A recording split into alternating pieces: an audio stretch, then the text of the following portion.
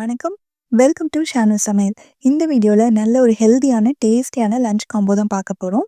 நல்ல ஒரு நியூட்ரிஷியஸான meal ready பண்ணணும் அப்படின்னு நினச்சிங்கன்னா, இந்த காம்போ ட்ரை பண்ணி பாருங்க. ரொம்ப டேஸ்டியா இருக்கும். இப்போ செய்ய ஸ்டார்ட் பண்ணலாம். ஃபர்ஸ்ட்டு கீரை கூட்டு பண்ணுறதுக்கு பாசிப்பருப்பு 1/3 கப் எடுத்து அதை நல்லா கழுவிட்டு, வேகிற அளவுக்கு தண்ணி சேர்த்து இந்த குக்கரில் ஆட் பண்ணியிருக்கேன்.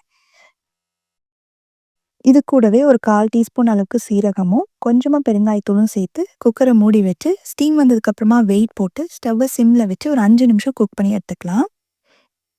இப்போ பருப்பெல்லாம் வெந்து ஸ்டீம் எல்லாமே போயிடுச்சு. குக்கரை திறந்துட்டு மறுபடியும் ஸ்டவ் ஆன் பண்ணி, நான் ஒரு 200 கிராம் அளவுக்கு பாலக்கீரை வந்து க்ளீன் பண்ணி எடுத்து வச்சுருக்கேன். அதை இதில் சேர்த்துட்டு, இது கூடவே ஒரு 2 டேபிள் ஸ்பூன் அளவுக்கு வெங்காயமும் சேர்த்து நல்லா மிக்ஸ் பண்ணி விட்டுடலாம். கீரையோட அளவு இப்போ அதிகமாக இருக்கிற மாதிரி தெரியும். பட் கொஞ்சம் குக் ஆனதுமே அதோட அளவு வந்து குறைஞ்சு கரெக்டாக வந்துடும். இப்போ பார்த்தீங்கன்னா, கீரை வந்து அளவு குறைஞ்சிருச்சு.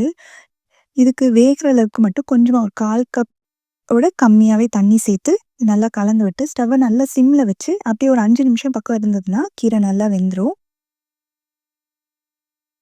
இந்த சைடு கீரை வெந்துட்டு இருக்கட்டும். நம்ம குழம்பு ரெடி பண்ணிடலாம். ஒரு கடாயில் ஒரு 2 டேபிள் ஸ்பூன் அளவுக்கு நல்லெண்ணெய் சேர்த்து சூடானதுக்கப்புறமா கொஞ்சமாக வெந்தயம், கொஞ்சம் கடுகு, உளுந்து சேர்த்து இது நல்லா பொரிஞ்சதுக்கப்புறம் கொஞ்சம் கருவேப்பிலையும் சேர்த்துக்கலாம். இது கூடவே ஒரு 4, 5 பல் போல் இடித்த பூண்டையும் சேர்த்து நல்லா வதக்கிக்கலாம். அடுத்ததா ஒரு பெரிய வெங்காயத்தை மிக்சியில் பல்ஸ் மோடில் போட்டு இந்த மாதிரி 1, 2 அரைச்சி வச்சுருக்கேன். அதையும் சேர்த்து நல்லா வதக்கி விட்டுலாம். வெங்காயம் நல்லா வதங்கினதுக்கப்புறமா இதில் வந்து ஒரு 1/4 டீஸ்பூன் அளவுக்கு மஞ்சள் தூள், ஒரு 2 டீஸ்பூன் மிளகாய் தூள், 3 டீஸ்பூன் கொத்தமல்லி தூள், இது எல்லாத்தையும் சேர்த்து இந்த பொடி எதுவும் கருகிராமல் நல்லா அந்த எண்ணெயிலே கொஞ்சம் நேரம் மட்டும் வதக்கி விட்டுக்கலாம். இந்த அளவுக்கு வதங்கினதுக்கு அப்புறமா தக்காளி சேர்க்கணும். நான் 2 குட்டி தக்காளியை மிக்சியில் இந்த மாதிரி பேஸ்ட்டாக அரைச்சி வச்சுருக்கேன். அதையும் சேர்த்துடலாம். இந்த தக்காளி அந்த மசாலாவோடு சேர்ந்து நல்லா வதங்கி ஓரங்களில் எண்ணெய் பிரிஞ்சு வரணும். அந்த அளவுக்கு நம்ம வதக்கிக்கணும். வதங்கிட்டு இருக்கும் போதே கொஞ்சமாக மட்டும் தண்ணி சேர்த்து வதக்கிக்கிறேன்.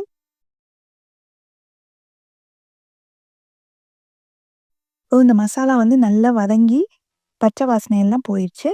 இந்த ஸ்டேஜில் நான் ஒரு பெரிய வாழைக்காயை தோலெல்லாம் எடுத்துட்டு பெரிய பெரிய துண்டுகளாக வெட்டி தண்ணியில் போட்டு வச்சுருக்கேன். இப்போ தண்ணியிலேருந்து எடுத்து அந்த வாழைக்காயை மட்டும் சேர்த்துக்கலாம். வாழைக்காய் இந்த மசாலாவோட 1 நிமிஷம் மட்டும் நல்லா வதக்கி விட்டுணும். நல்லா வதங்கினதுக்கப்புறமா குழம்புக்கு தேவையான அளவு தண்ணி சேர்த்துக்கலாம். 1லேருந்து 1 1/4 கப் அளவுக்கு சேர்த்துக்கோங்க. ஏன்னா வாழைக்காய் வந்து வெந்து வர அளவுக்கு நம்ம குக் பண்ணணும். அதனால கொஞ்சம் தண்ணி அதிகமாகவே சேர்த்துக்கோங்க. நல்லா கலந்து விட்டுட்டு இதை மூடி வச்சிடலாம். வாழைக்காய் வந்து 3/4 பாகம் அளவுக்கு வெந்து வரட்டும். இந்த ஸ்டவ்வில் நம்ம கீரை வேக வச்சுருந்தோம் இல்லையா, அது கீரைலாம் ஆல்மோஸ்ட் சாஃப்டாக வெந்து நல்லா ரெடி ஆயிடுச்சு. கடைசியில் இதில் கொஞ்சமாக மட்டும் மஞ்சள் தூளும் தேவையான அளவு உப்பு. கீரைக்கு வந்து உப்பு கம்மியாக தான் சேர்க்கணும். ரொம்ப உப்பு இழுக்காது. நல்லா கலந்து விட்டுட்டு ஸ்டவ் ஆஃப் பண்ணிடலாம். கடைசியில் கொஞ்சமாக ஒரு 1/4 டீஸ்பூன் மட்டும் சீரகம் சேர்க்குறேன். இந்த மாதிரி கடைசியில் சீரகம் சேர்க்கும்போது நம்ம கீரையை மசிக்கும் போது அந்த வாசனை சூப்பராக இருக்கும். கீரை சூடாக இருக்கும் போதே இந்த மாதிரி கடையில் மத்து வச்சு நல்லா மசிச்சு விட்டுக்கலாம். நல்லா மசிச்சாச்சு. சூப்பராக ரெடி ஆயிடுச்சு. இதுக்கு தாளிப்பு மட்டும் போடணும். இந்த சைடு வந்து வாழைக்காய் எப்படி வெந்திருக்குன்னு பார்ப்போம். நல்லா நம்ம தேய்த்த தண்ணியெல்லாம் வத்திடுச்சு பாருங்க. இந்த மாதிரி கன்சிஸ்டன்சியில் இருக்குது. இப்போது வாழைக்காய் 3/4 பாகம் வெந்ததுனால நம்ம வந்து புளி கரைசலை சேர்த்து கொஞ்சம் நேரம் கொதிக்க விட்டோம்னா நல்லா வெந்துடும். நான் ஒரு நெல்லிக்காய் அளவு புளியை வந்து தண்ணியில் ஊற வச்சுருக்கேன். அந்த புளி கரைசலை இதில் சேர்த்துடலாம்.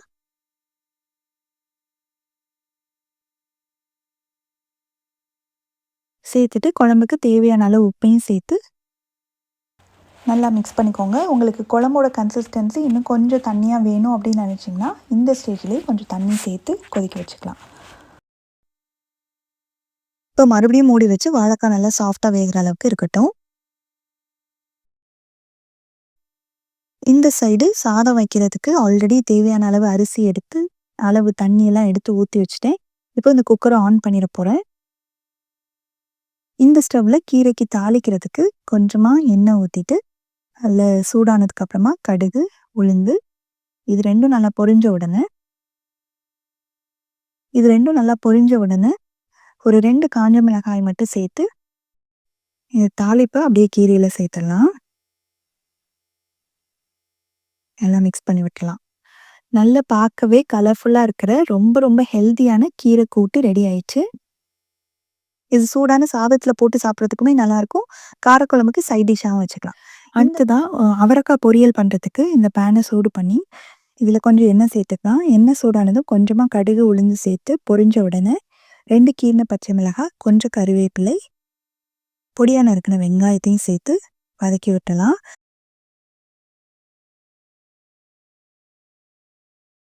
வெங்காயம் ஓரளவுக்கு நல்லா வதங்குனதுக்கு அப்புறமா ஒரு 1/4 கிலோ அளவுக்கு அவரைக்காய இந்த மாரி பொடியா வெட்டி வச்சிருக்கேன். அதையும் சேர்த்து வதக்கிடலாம். அவரைக்காய் ஒரு 2 நிமிஷம் அப்படியே ஓப்பன்லேயே வதங்கட்டும். இப்போ கொஞ்சமா மட்டும் தண்ணிய தெளிச்சு விட்டுட்டு, இது வேகுற அளவுக்கு கொஞ்சமா தண்ணிய தெளிச்சுட்டு மூடி வச்சிடலாம். அப்பப்போ மட்டும் திறந்து பார்த்து கிளறி விட்டுக்கணும். அப்பதான் அடியில பிடிக்காம இருக்கும். மறுபடியும் மூடி வச்சு குக் பண்ணலாம். நல்லா வெந்துருச்சு. இடையில இடையில மட்டும் நம்ம திறந்து இந்த மாரி கிண்டி விட்டுக்கணும். இப்போ இதுக்கு தேவையான அளவு உப்பு சேர்த்துக்கலாம். நல்லா ஒரு தடவ மிக்ஸ் பண்ணி விட்டுட்டு ஸ்டவ் ஆஃப் பண்ணிடலாம். அவரைக்காயில சேர்க்கறதுக்கு கொஞ்சமா தேங்காய் எடுத்திருக்கேன். இது கூட கொஞ்சம் சீரகமும் சேர்த்து நல்லா அரைச்சு எடுத்துட்டு வந்துடலாம். இந்த தேங்காய், சீரகம் துருவல அப்படியே இந்த அவரைக்காயில சேர்த்து நல்லா மிக்ஸ் பண்ணி விட்டுறலாம். அவ்வளோதான் அவரைக்காய் பொரியலும் ரெடி. இங்கே குழம்பும் ரெடி ஆயிடுச்சு. வாழைக்காய் நல்லா சாஃப்ட்டா வெந்துருச்சு. இந்த அளவுக்கு குக் பண்ணிங்கன்னா கரெக்ட்டா இருக்கும். இப்போ ஸ்டவ் ஆஃப் பண்ணியாச்சு. வாழைக்காய் காரக்குழம்பும் ரெடி. இப்போ கடைசியில அப்பளம் கொஞ்சம் மட்டும் பொரிச்சுக்கலாம்.